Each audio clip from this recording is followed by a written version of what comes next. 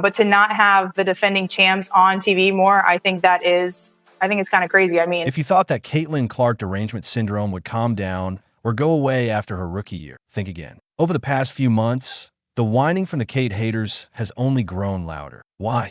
Because the Caitlin Clark effect is ready to enter its next phase. WNBA champions and all-stars join the Indiana Fever just to play alongside her. She's got unprecedented preseason sellouts, and her opponents are upgrading to bigger barns for the herd of Caitlin Clark fans. And to top it all off, Caitlin the Cash Cow's upcoming games will be featured on a record 41 national broadcasts this season, more than any NBA or WNBA team. None of these developments are surprising to those paying attention. It's the biggest open secret in hoops. Caitlin Clark is the WNBA. She's the reason for the league's skyrocketing popularity. You'd think that an entire WNBA ecosystem, which depends on her success, would finally stop the hate, rally around her, and ride this momentum to bigger bank accounts. Nope. Welcome to the WNBA, where players would rather lose without Caitlin than win with her. Over just the past few weeks, Clark derangement syndrome has reached levels so high Elon needs to rescue it from space. They're nitpicking at everything, complaining about her every achievement, and continuing to dismiss her impact based on race.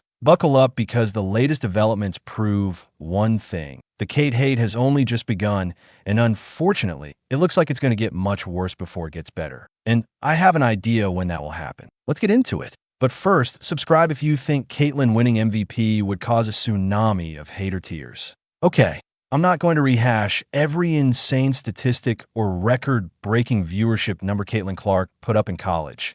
And during her first year in the WNBA, it's all well documented at this point. The key is everyone already knows how big of a deal she is. Everyone.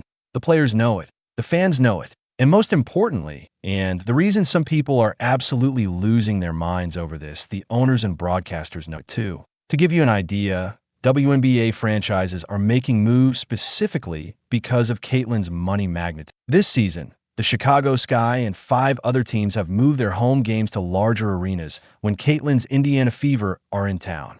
The Sky shifted games from their usual 10,000-seat arena to the 20,000-seat United Center. Washington, Vegas, Dallas, Atlanta, and Connecticut have done the same, moving to NBA-size venues for Caitlin Clark. And even with the scheduling conflict explanation from the Atlanta Dream, we know every one of those instances was 100% because of Caitlin Clark. We don't even have to speculate. When multiple teams upgrade for one team only, the Fever, Caitlin's influence on their venue changes is as clear as my face before I turned 13. For any player out there still insisting, fans are there to watch us too. This is the brutal truth bomb delivered courtesy of their own teams. And if that wasn't enough proof of Caitlin's impact, the broadcasters ended the conversation for good. The networks are all in on Caitlin. The Fever are slated for 41 nationally broadcasted games this year, which is flat out insane. That's more national TV games than any NBA team got this season. Yes,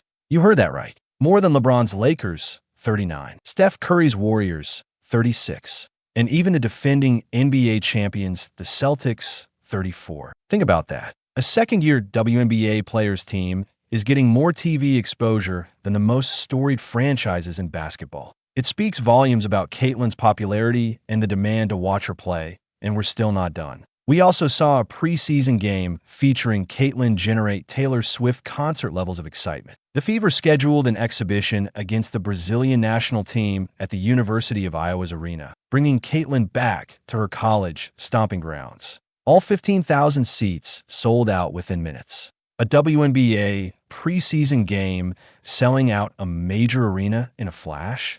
Unheard of until now. And with the Fever loading up on talent and assembling a roster capable of contending for a championship, you know fans are going to tune in like never before this season. The TV ratings are poised to absolutely skyrocket. This whole phenomenon is by far the best thing that's ever happened to the WNBA in terms of growth and exposure. And here's the beautiful part.